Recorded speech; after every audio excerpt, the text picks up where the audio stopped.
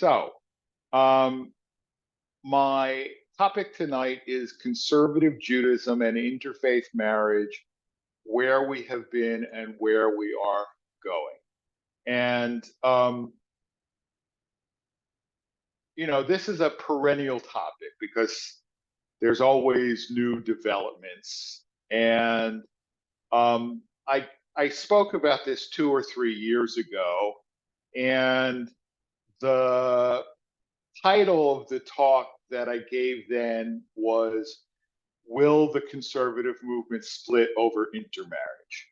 And my conclusion at that time was, no, it won't.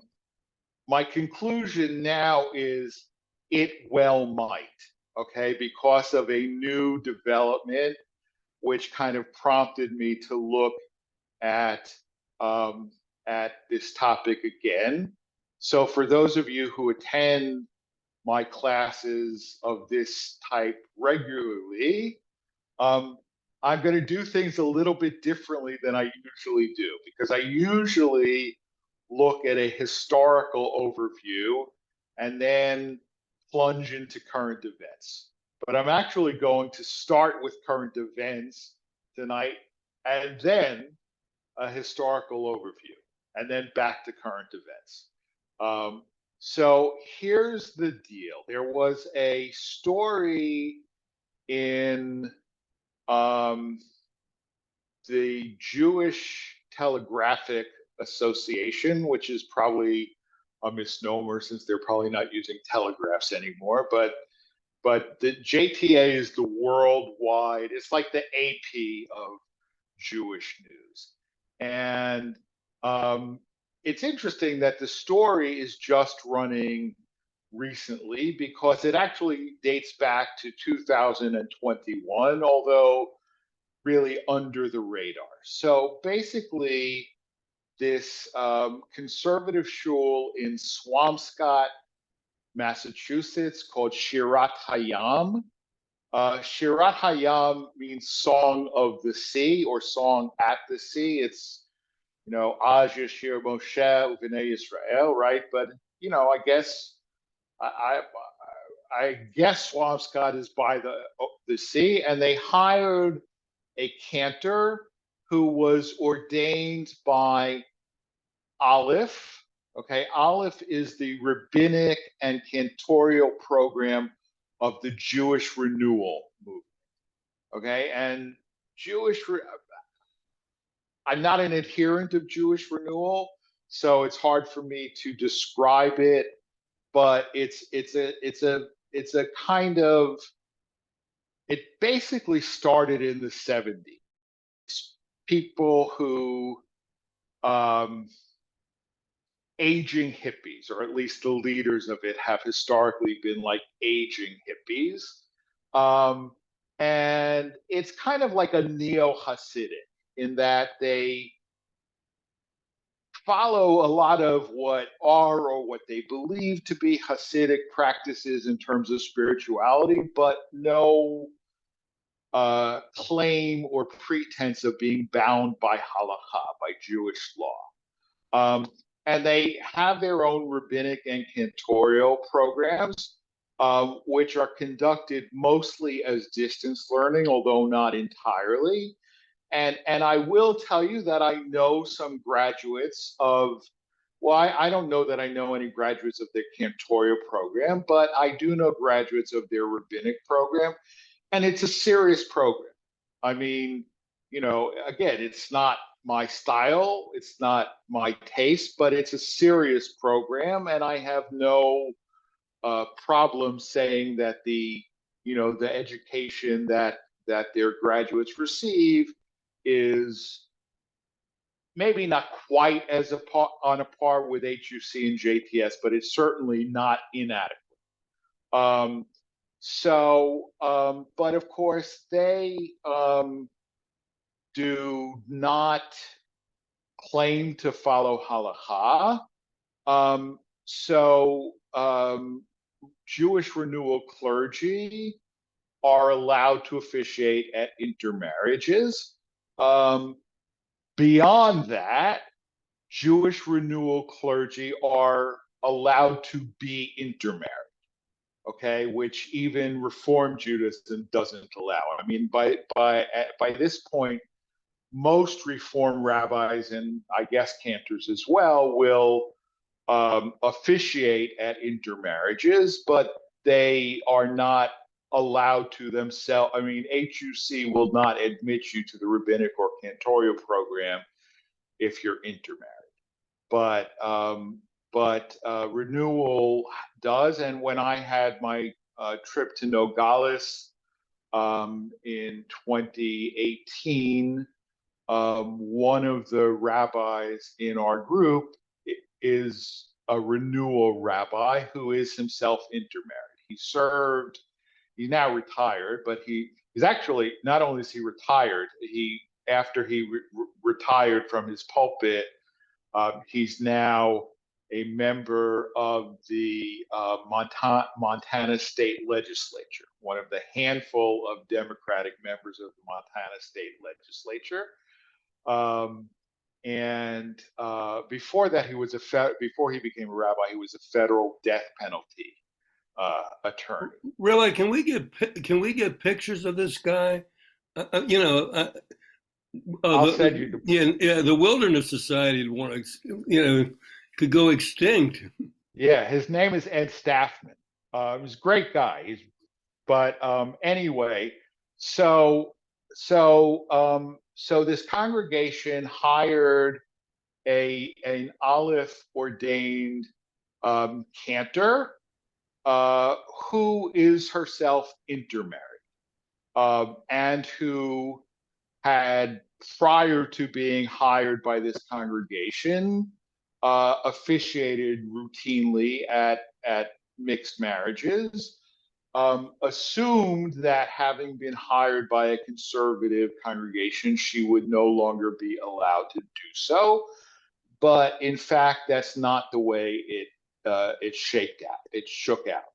So, all right. So, United Synagogue congregations, there is an agreement between the United Synagogue and the Rabbinical Assembly, which is the Association of Conservative Rabbis, and the Cantors Assembly, which is the Association of Conservative Cantors. And United Synagogue congregations are supposed to hire rabbis from the RA and cantors from the CA. Congregations, if they do a search and they don't come up with an adequate candidate from the RA or the CA, they can get a waiver and go outside the system. Although nowadays waivers are automatic and start February 1st. They used to not start until like April 1st. But the rule is also that if a United Synagogue congregation hires a rabbi or a cantor who are not members of those respective professional associations, they're still supposed to behave according to the norms as if they were. And both the Rabbinical Assembly and the Cantorial Assembly do not allow their members to officiate at mixed marriages. And at this point, I'm not interested in whether that's a good rule or a bad rule, a wise rule or a foolish rule. It's the rule. And at least in terms of the RA, the penalty for violating that rule is expulsion. And rabbis are fairly regularly expelled from the RA for that. Or more often, a conservative rabbi makes the decision that they're going to officiate at intermarriages, and rather than subject themselves to the ordeal of going through an investigation and when everybody knows what the result will be, they resign and then start performing intermarriages. Just for discussion, about how many how many people would be in that situation? How many people feel, resign every year, or do that in order to officiate? I don't know. I mean, it's certainly non-zero. I mean, I can tell you that, I personally know several rabbis um, who are roughly my contemporaries who made the decision that they were going to officiate at intermarriages and resign from the RA. So, I would guess, I don't know, somewhere between 2 and 5 a year. It's not a huge number, but there are only 1,400 members to begin with. So, and that includes people who are retired or people who are ordained conservative rabbis but work in secular professions. Yeah, Sue. I'm just curious, why would a congregation that is conservative hire a rabbi or a cantor from a group where they knew the person wouldn't follow the rules that allowed them to be conservative? And if they did that, why wouldn't they pull out of the conservative movement? Like, why? It almost was like a dare to me. We're going to do it, and we're going to do what we want to do, but we still want to be conservative. Okay, well, I mean, so here's the deal, right? I suspect, I mean, this is not the way things work, okay? But let's assume that the following thing happens. I conclude that, in fact, the Jewish people would be better served if I did officiate at intermarriages. Okay. And it's easy to make that argument. I mean, the number of members that we have lost or prospective members that we never gained because it is not small. Right. And so I decide, look, I mean, back in the 50s and 60s, rabbis really believed that by not officiating at intermarriages, we would discourage people from intermarrying. Okay. I do not believe that that is the case. Okay. I have, never yet had a conversation with a couple where I tell them, as a conservative rabbi, I'm not allowed by the rules of my professional association to officiate at your wedding. And they say, oh, well, then we won't get married. It's like, oh, then I guess we have to call a reform rabbi, and then join their shul instead of yours. Right. So I would posit that if I said, all right, I'm willing to do it, provided a majority of the congregation agrees that I should. All right. And we had a referendum. I suspect that a majority of the members of Kehillat Shalom would vote in favor of me officiating at intermarriages. I have no way of proving that, but I suspect that they would. Okay, because it's about two things. One is,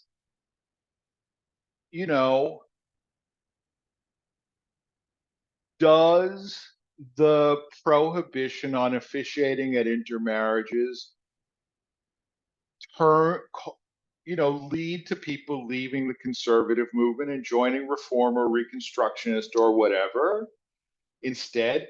Yes, it does. Okay. I think it's better to be an intermarried Jew who belongs to a conservative shul than to be an intermarried Jew who belongs to a reform or reconstructionist shul, right? And of course, I mean, we depend on members for our financial survival. So I can easily make the case that this is a harmful rule. That's not that is my position. It is a harmful rule, but nevertheless, I still well, I follow it because I'm obliged to, but I support its existence. Okay. Um, but, so what happened actually is the rabbi of the shul in Swampscott said, we have a lot of members whose kids are intermarried or intermarrying, blah, blah, blah, blah, blah. Maybe this would be a good opportunity for us to be able to serve them while I am not violating the rules of my professional association, right? So they turned to the United Synagogue and they asked, if our new cantor officiates at intermarriages, will we be kicked out of the United Synagogue? And the answer that they got was no, as long as the weddings don't take place in the shul. Okay, if you do them in a catering hall or a hotel or the couple's backyard or whatever, then we won't kick you out. Okay, and Right there on the legal side of it, because I'm fascinated by this. How strong a precedent is that? I mean, does it just work in the Swans area? Does it work throughout? How strong is that precedent? well, I mean, at this point, it's a one-off. Okay, I mean, and certainly when I was, and I'm sure, I mean, you've headed or been part of the ethics committee of the county bar, right? I mean, when I was the head of the ethics commission in Norwich, Connecticut, we made sure all the time. When we issue a ruling, it is for that person with that set of facts, and you cannot on your own decide this applies to me, and therefore I will go and do likewise. Before going and doing likewise, file a request for an advisory opinion because you're on much safer ground than being charged after the fact with an ethical violation. The one thing that we have here is that this woman had done this before, and now I know, and I didn't know before. She's what do you call it? Ordained through an organization that allows this. Right. So those seem to be special facts. Right, but if they hired, right? No, look, if they hired, you know what? I'm gonna skip the historical overview because this is a better and more interesting discussion, right? I mean, look, there are plenty. I mean,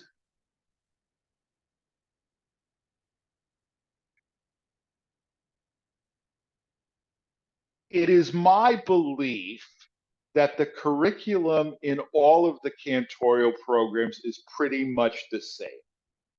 Okay, I mean, the typical Reform rabbi could not necessarily easily step into the pulpit of a conservative shul and successfully do that job because there are things that when I switched, I had to learn on my own because they're not part of the Reform rabbinic curriculum. Okay, but the cantorial curriculum is not very different. Okay, there are plenty of conservative congregations that hire HUC trained cantors. There are plenty of conservative congregations who hire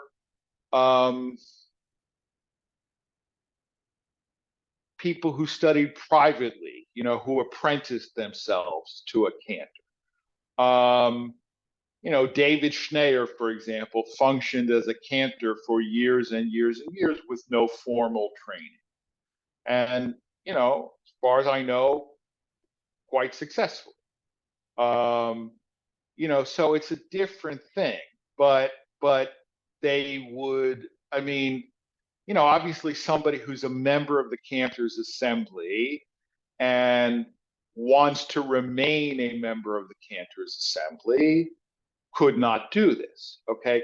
Which is precisely why, I started off this conversation by saying, I now think the answer could be yes, that it will split, okay? Because I can tell you that a lot of RA and CA members are hopping mad, okay? And there is an email listserv for RA members called RovNet, okay? And when this story broke, the discussion on RovNet was hot and heavy, okay? And what I found interesting is, look, there are discussions about and debates about intermarriage frequently, okay? And it did not, there are plenty of conservative rabbis who believe that the RA should change its rules, okay? And even the ones who believe the RA should change its rules and have said, the day after the RA changes its rules, I will start officiating at intermarriages, are hopping mad. Okay, now why are they so mad?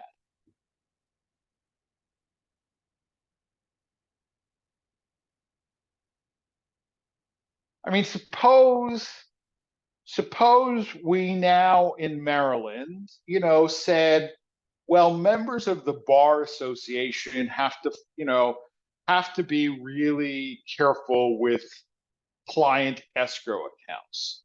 But non-members of the Bar Association, right, can also now practice law, and they don't have to be as careful. They don't have to be as scrupulous, right? What this does is it creates an incentive for congregations to go outside the RA and the CA, right? Like, okay, so, at the point that I retire, right?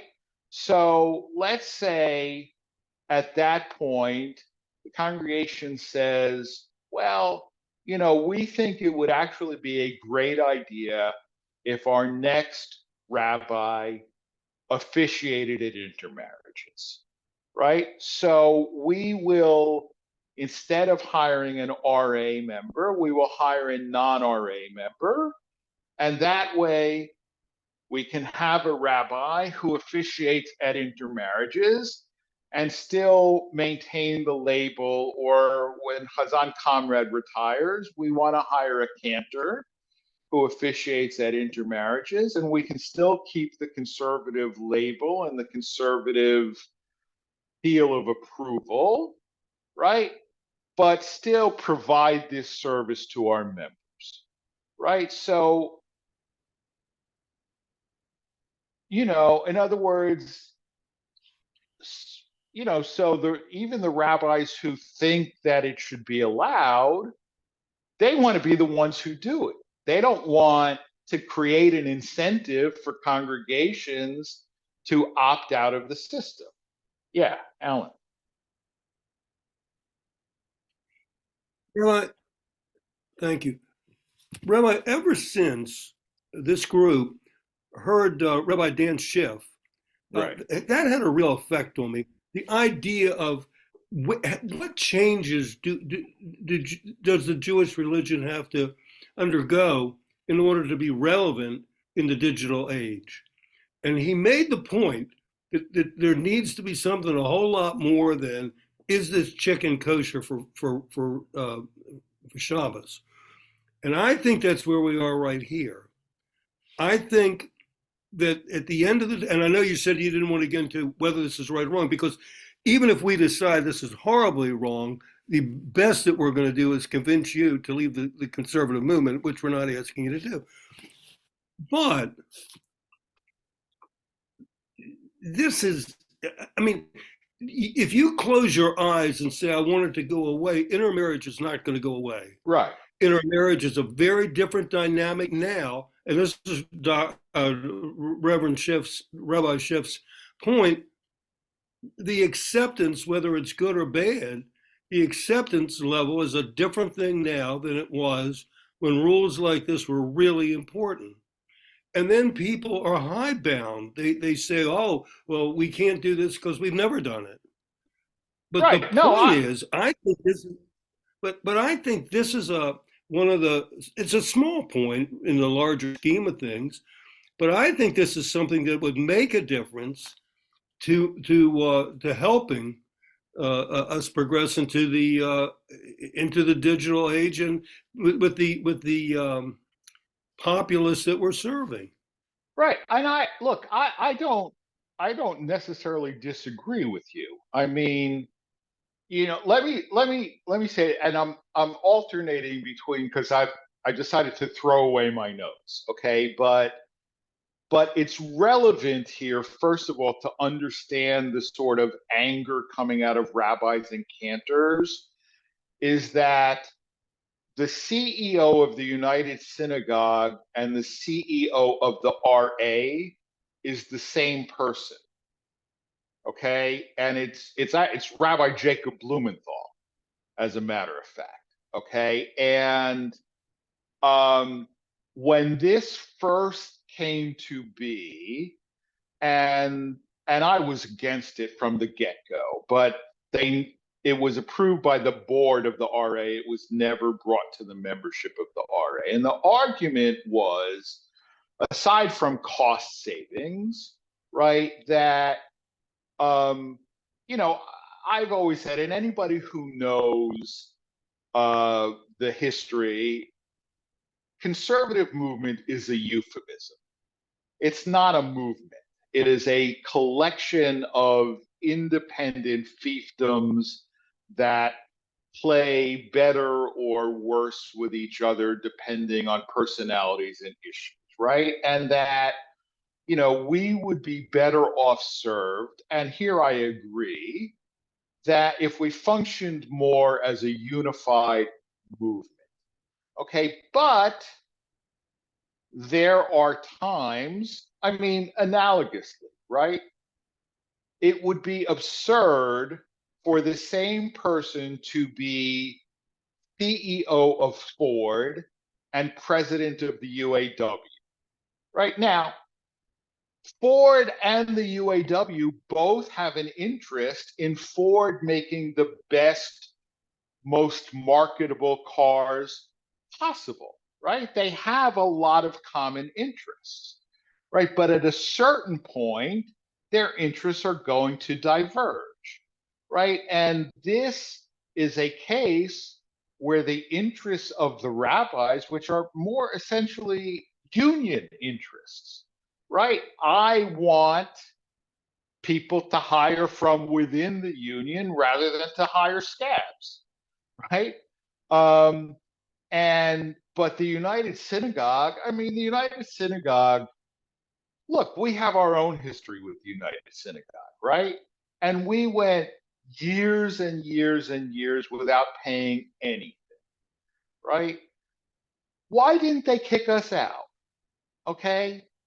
They don't want to kick, in the same way that, like, we have a clause in the bylaws of Kehillat Shalom that we can kick somebody out of the congregation.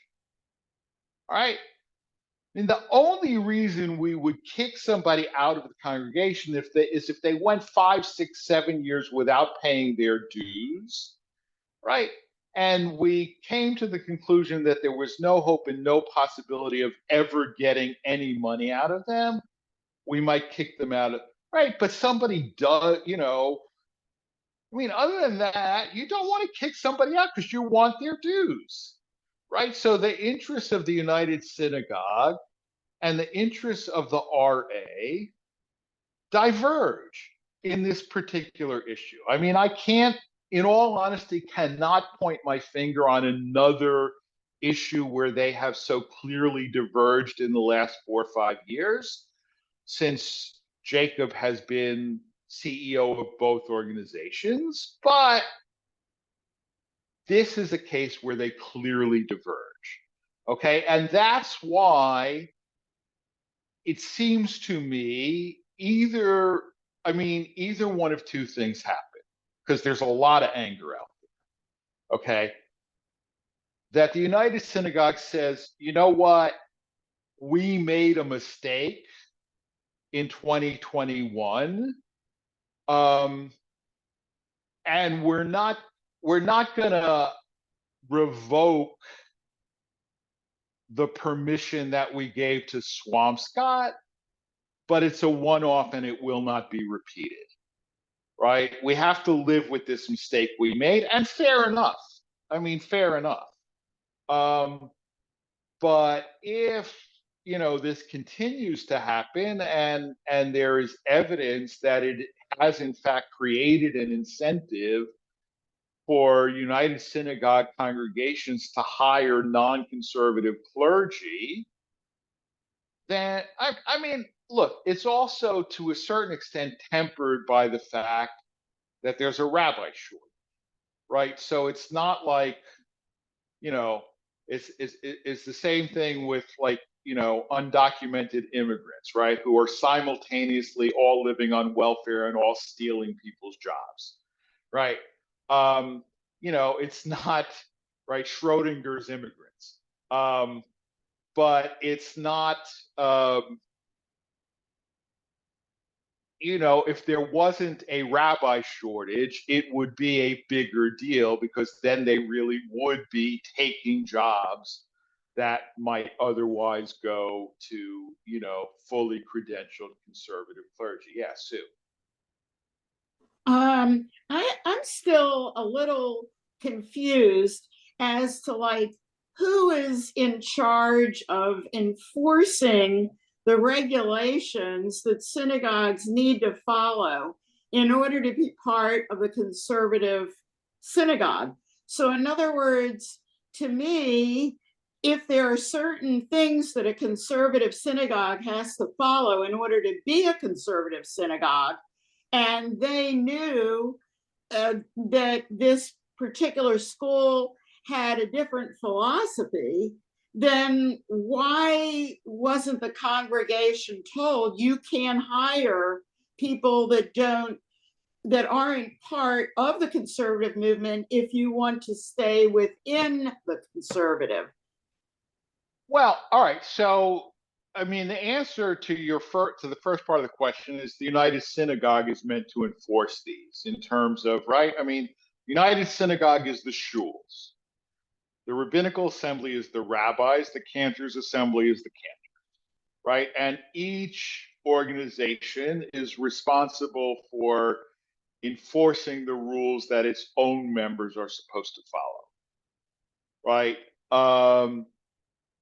But frankly, look, I think that and I can't speak for the Cantors Assembly because I don't know. I mean, I don't know whether Cantors Assembly members have been kicked out or forced to resign over this issue. I know that they have in the RA, right? But the United Synagogue has a much more laissez-faire attitude as to, whether congregations actually follow the standards or not. When I left, I'll give you, and that's why this is sort of broken down. Okay, like, for example, okay, I mean, I guess I can tell this now because the arbitration agreement I reached with my previous congregation is now 11, 12 years old. And although I'm in theory not supposed to divulge it, I suspect that 12 years later, I'll live with taking the risk. Okay. But when my congregation, when that congregation decided that they were going from a full-time rabbi to a part-time rabbi, and therefore chose not to renew my contract, they owed me severance. Okay. And when I went to the board and said, this is my calculation of the severance that you owe me, they looked at me and said, severance? Severance? What are you talking about? And I pulled out my contract and I said, see, severance. You signed it, I signed it. Okay. And they flatly refused to pay my severance. Okay. We had a mediation and arbitration clause in the contract, which is standard in rabbinic. And I filed for mediation with the United Synagogue. And at the end of the day, I mean, frankly, and this is what, and, you know, Alan and Marcia, you're both attorneys, you know that this happens where, you know, the one who owes money drags it out and drags it out, drags it out, so that the one who needs the money settles for less than they're entitled to, which is precisely what happened, right? I settled for about half of what I was really entitled to. Okay, which is probably not bad. But there is a clause in the agreement between the RA and the United Synagogue that says a, a United Synagogue congregation cannot enter placement until all matters of severance have been finished with the departing rabbi. Okay, and because those matters were not finished until actually I had been here in Montgomery Village for several months, they were not able to utilize the placement system. So does that mean they went without a rabbi? No, it meant they ran ads on Jewish jobs weekly and so on and so forth. And did the United Synagogue say, you can't do this, or, you know, we will kick you out if you do this? No, they didn't. Okay. Do I sound bitter? Only a little. It's 12 years later. But, you know, I mean, so rules that aren't enforced are not really rules, right? But, you know, I'll give you an example, right? So they said, you know, for example, right, that she could do intermarriages as long as she did them off premises, right? Right, because that's the rule that we have, right? And a number of years ago, I was approached by a member family who have been good and supportive and frankly quite generous members. And they called me and said, you know, our son is marrying somebody who's not Jewish. And we already know that you can't do the wedding. We know that. Okay. And whether we like it or not, we know that we're not going to, you know, put you on the spot by asking you to do the wedding. And it turns out that they actually have a cousin who's a Reform rabbi. So they said, you know, our cousin will do the wedding, but we would actually really love it if we could have the reception in the shul, right? And I said, you know, I'm really sorry, okay, but United Synagogue rules say you can't. Okay. And I was really worried that they would leave the shul over this, because a lot of people would, right? But to my everlasting gratitude, not only did they not leave the shul, but they've remained as supportive and generous as they were before, which is a mark of their own mental. But in retrospect, I wish that I had said, United Synagogue rules be damned. I'm going to at least bring it to the board, right? I don't know that I would have said yes on my own say so, but I wish I would have brought it to the board. Because what exactly did we accomplish by telling them no, right? I mean, one thing that we accomplished is that, however many people were at the wedding, instead of eating a kosher meal in the shul, ate a treif meal somewhere else, right? I mean, how does that serve the cause of Judaism? By forcing people to eat treif rather than to eat kosher, right? I mean, it could have been a lot worse than that. Really, it wasn't.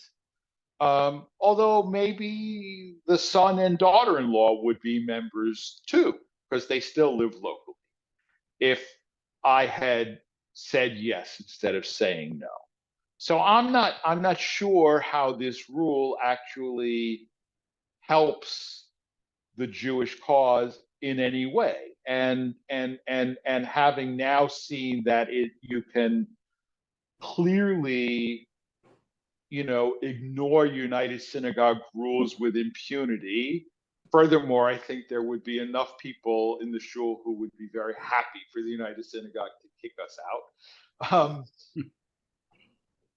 If faced with the same choice again, I would bring it to the board and ignore the existence of this United Synagogue rule. All right, Marcia, I see you unmuted, so I'm going to let you go first and then Al. So a couple of things. I looked up Jewish renewal on Wikipedia and realized I know some of the people who started it because I'm old enough to have been around in the 70s, and they were actually people who were sort of related to the conservative movement. Sure. Art Waskow was and Michael Lerner. So it's not like they're that far away. No. And then the other thing, ritually, they're very similar. Right. I think. Yeah. And then the other thing I was going to say, to go back to your example, what it says to me, and I'm not married, but that the synagogue is not welcoming. And I think that's the real challenge for like this family that has a son who's Jewish. And I have a lot of friends who have, intermarried, whose children are intermarried. And it just makes it feel like, even though the synagogue is such a welcoming place, but for these folks, it's not. And that does, I think, drive people away. And I think that that's been one of the most disappointing pieces of the conservative movement not moving with these times. Right. I don't disagree. I mean, even though I'm still not inclined. I mean, I'm certainly not inclined to challenge the RA, but I mean, I belong to a conservative shul temple, right. so I'm not anything else. So right. All right, Alan. I feel funny following up with a question I have, because that was such a good point, and it's not welcoming. It's quite the opposite. Really, since we've rented out to non-Jewish congregations, have they ever had a wedding in the synagogue? Not to my knowledge. But they could. They could, but they'd have to. I mean, it would have to be outside of their normal rental time, obviously. All right. Right. And so, frankly, I mean, I think that the likelihood of any of their members marrying a Jewish person is fairly small, given the types of congregations that we rent to. But I suppose, actually, I mean, if they came to us and said, we need to add, 3 hours on and actually, I mean, most of their weddings are probably on Saturday, right? Just like our weddings are always on Sunday. But if they were to, ask to do a wedding in the shul, I would be tasked with ascertaining that neither party of the marriage was Jewish. because, it's our premises, even if it's being, rented to a different group. But look, I mean, here's my bottom line, okay? And, I mean, and here's where the historical part, I'm not going to go back and look at my notes again, right? But as late as the 1980s, the RA Law Committee said conservative congregations cannot hire Hebrew school teachers who are intermarried. Okay? Hebrew school teachers or youth group leaders, because a Hebrew school teacher or a youth group leader is a role model, and an intermarried Jew cannot be a role model. Okay, as late as the 1980s. I mean, that rule was never officially rescinded, but it's not observed anymore either, right? So the fact that, for example, all right, so, I said upon pain of expulsion, conservative rabbis can't officiate, right? It's what is known as a standard of rabbinic practice. Okay. I mean, there are rules, if I don't know, if I decide for some reason that, I need to go to Lowe's on Saturday afternoon and I'm going to do it, that's something that I should not do, right? And would not do, right? But it's not going to get me kicked out of the RA. It's not a standard of rabbinic practice, right? It's just a violation. But a standard of rabbinic practice means on pain of expulsion. And the standard of rabbinic practice was understood to bar not only officiating, but even attending an intermarriage. Okay. And this was another example of where there was bad or miscommunication and people paid a heavy price, okay? Because, my brother's ex-wife is Roman Catholic, okay? And, when they got married, I said, I can't officiate at your wedding. And they said, yeah, of course we know. I said, technically, I'm not even supposed to attend. And they said, oh, well, we didn't know that. But if that's the rule you have to follow, then that's the rule you have to follow, right? But they got married on Block Island. Okay. So like you have to get there by boat or plane. And at a hotel. And at any rate, I was, so I went. That was the year that I was teaching at the then University of Judaism, and I went to Rabbi Elliot Dorff, who was the head of the law committee at the time, and great scholar of Jewish law and Jewish ethics. And I said, what should I do? Right. And then we studied the rule as it was written, and we concluded that it forbade me from attending the ceremony, but not the reception. Right. So I told my brother and my soon to be sister in law, now ex sister in law, I can attend the reception, but not the ceremony.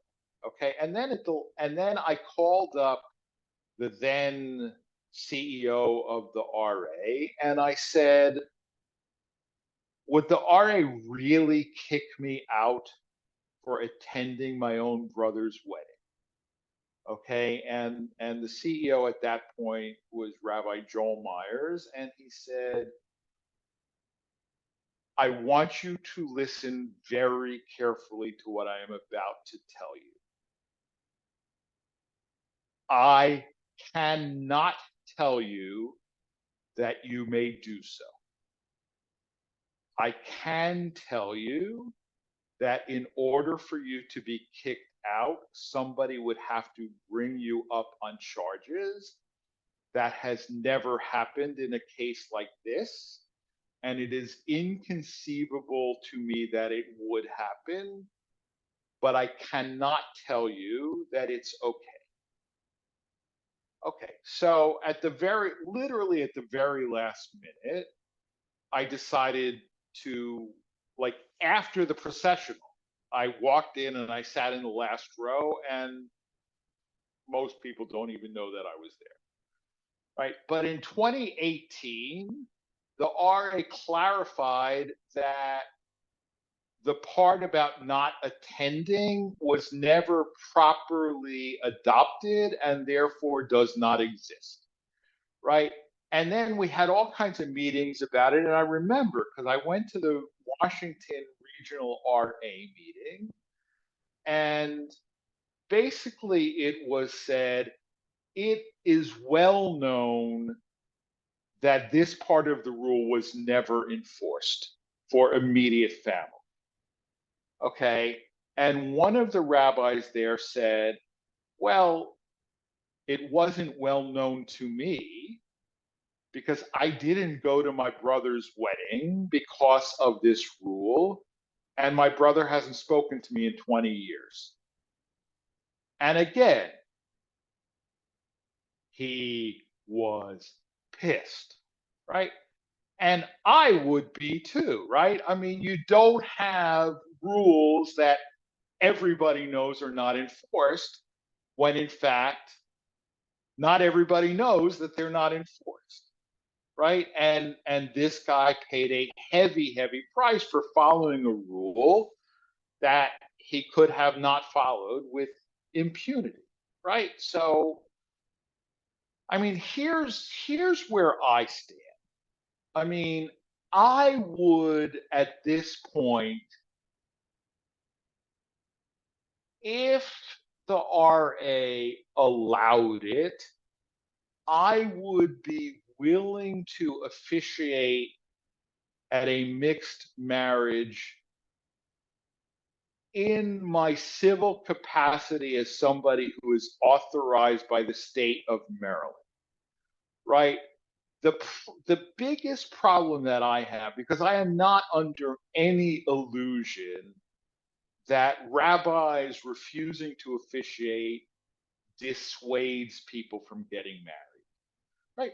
Nor do I necessarily think that they should be dissuaded from being married, right? I mean, we have enough intermarried members of our congregations whose kids are, 100% indisputably Jewish.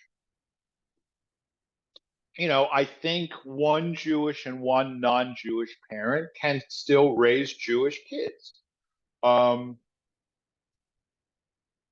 My problem is the intellectual dishonesty, right? I mean, in the Roman Catholic Church, there are two types of marriage, right? There's a sacramental marriage, which is only between two Roman Catholics, and there's a non-sacramental marriage. Okay, so one of the reasons that I was so interested in attending my brother's wedding is because it was officiated at by my mentor from Georgetown, Father Jim Walsh, who some of you may recall participated in my installation here.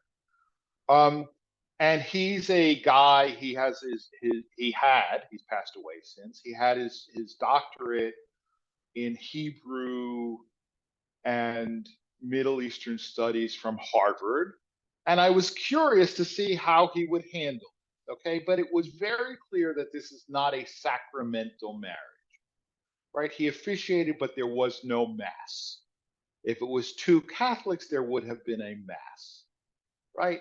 And if I could get up there and say, this is not a valid Jewish marriage, because it's simply not. I mean, the definition of a valid Jewish marriage is it takes place between two Jews, right? Because, I mean, that's just definitional, right? That, we say, Hareat mikudeshet li b'tabat zu kedat Moshe b'Yisrael. Behold, you are consecrated to me by this ring, according to the laws of Moses and Israel.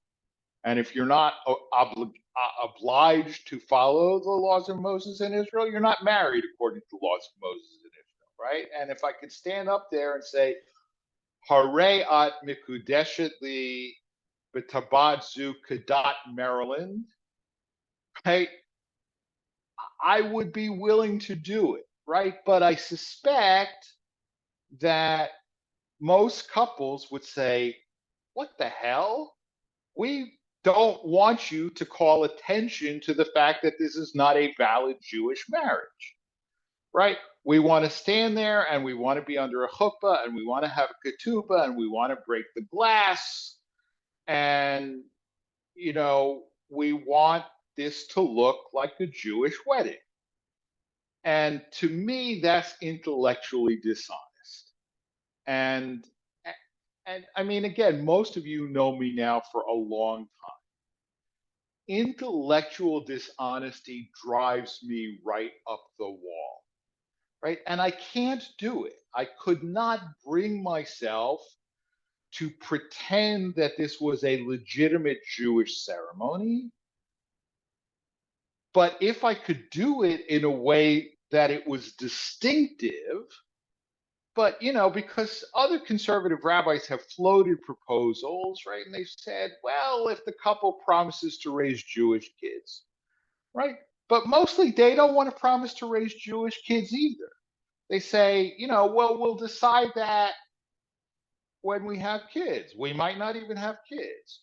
Or, maybe we want to have a menorah and a Christmas tree, right? Maybe we want to have, Passover and Easter, right? Again, to me, that's not the kind of situation that I want to be part of creating or endorsing, right? So,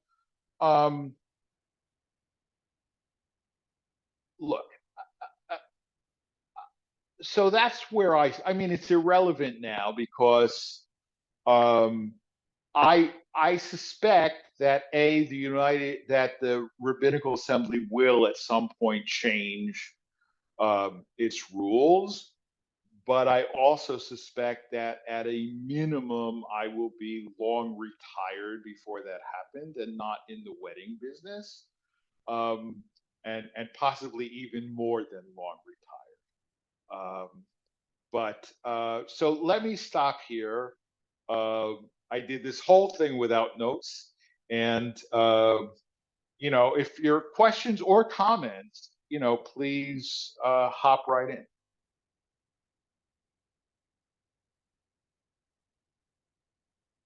Yeah, so.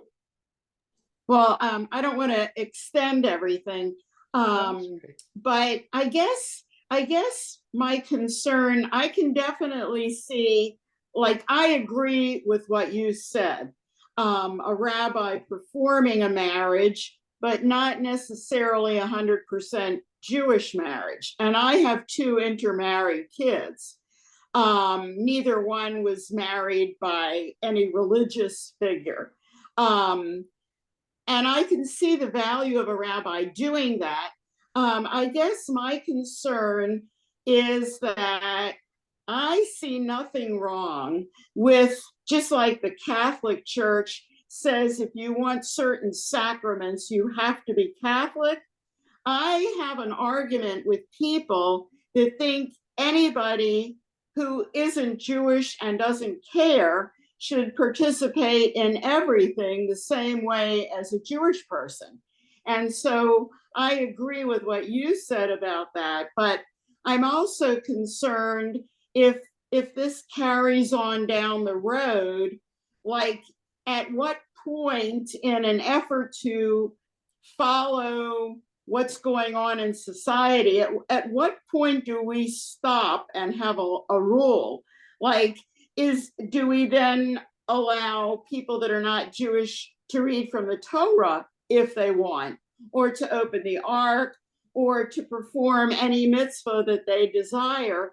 Or at one point do we say, hey, if you decide you don't want to join because we have these rules, then that's your decision, that we can't accommodate everyone. And like I say, I'm not talking about the intermarriage that you talked about now, but I'm just thinking, as we go along, I see that people will expect more and demand more and be upset if they don't get things the way they want it. And I just wonder what the future prospect is. I don't know.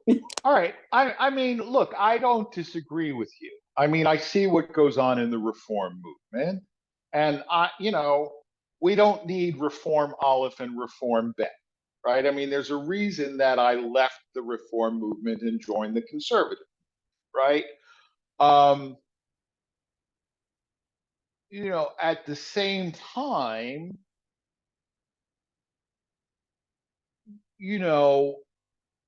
at what point do we become a sect? I mean, that is to say, so small, right? I mean, and,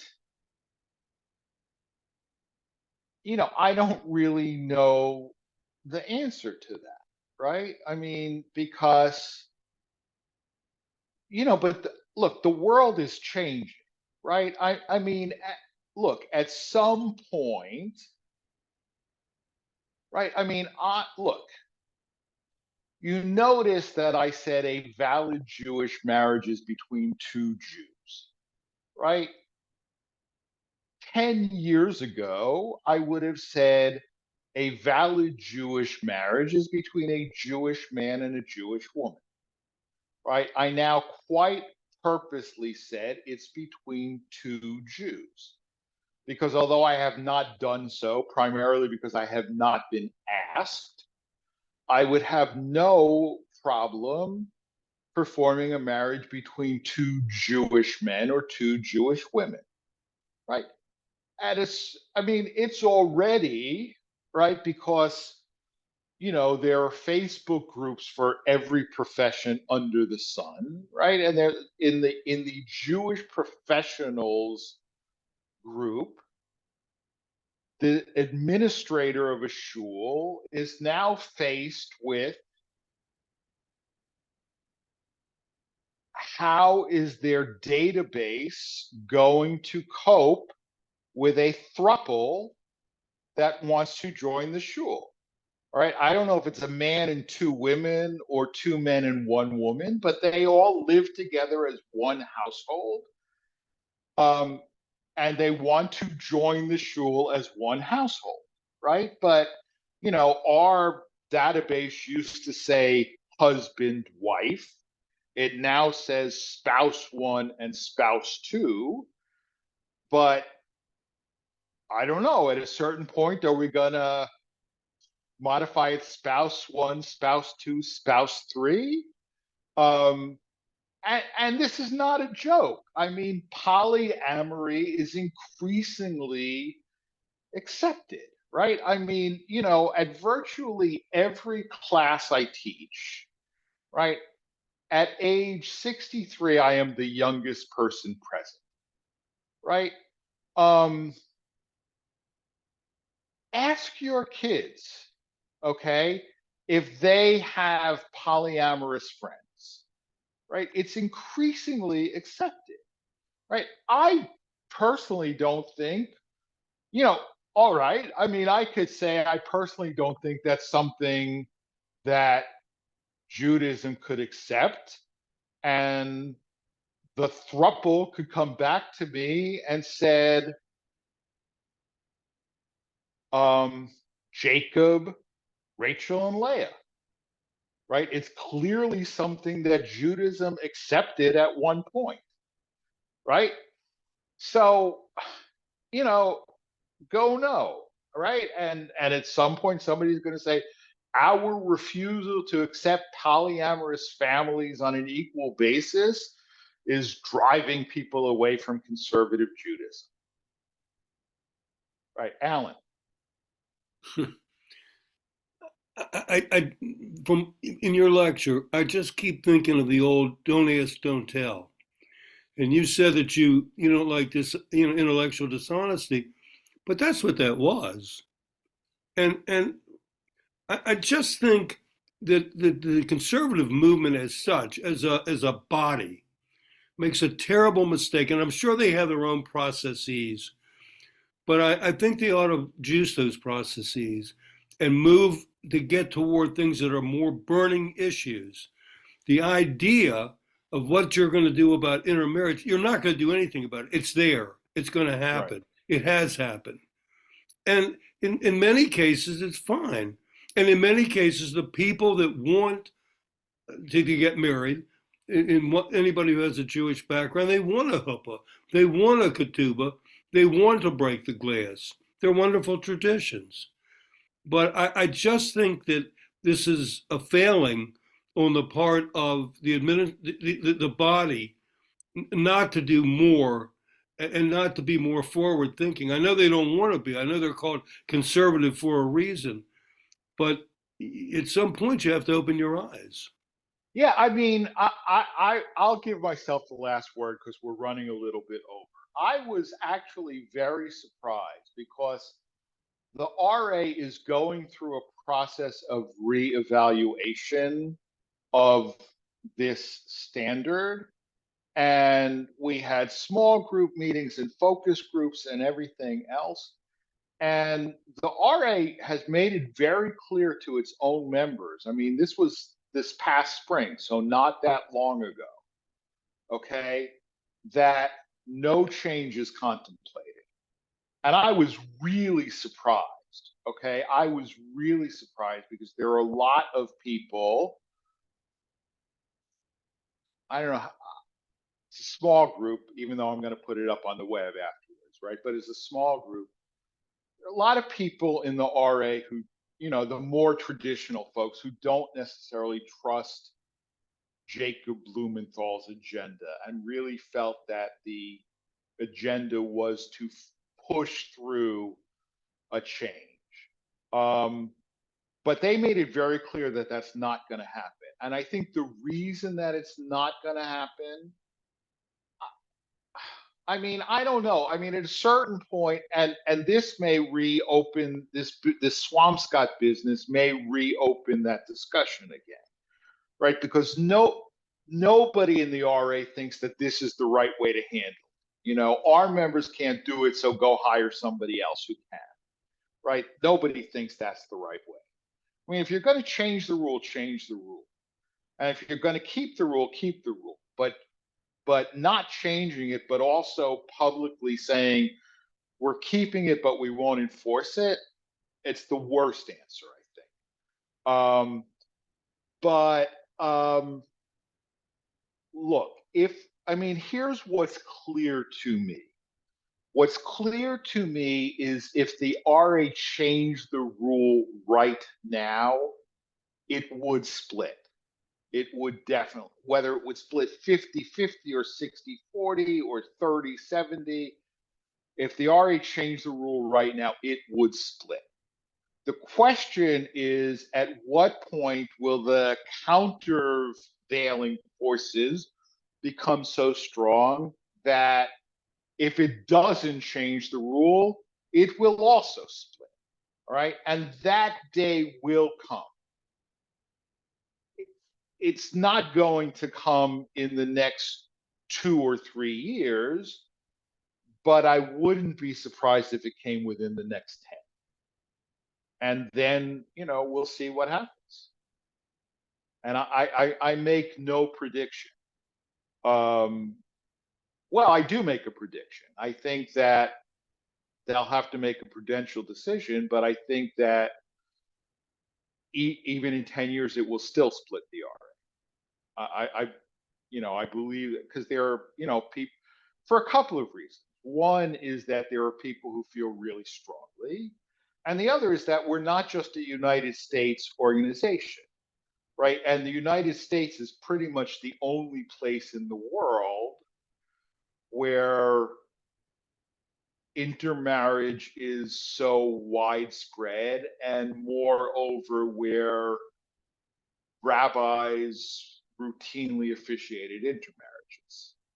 Doesn't happen even in Canada. It doesn't happen even in Canada, let alone, Argentina, Mexico, or France, or Israel. And we have lots of members in all of those places too. So it's not just a US issue.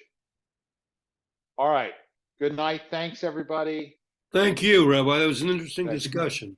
Great. Thank you very Yes, much. thank you very much. It was very Thank nice. you. Good night. Thank you. Bye-bye. Good night. Night.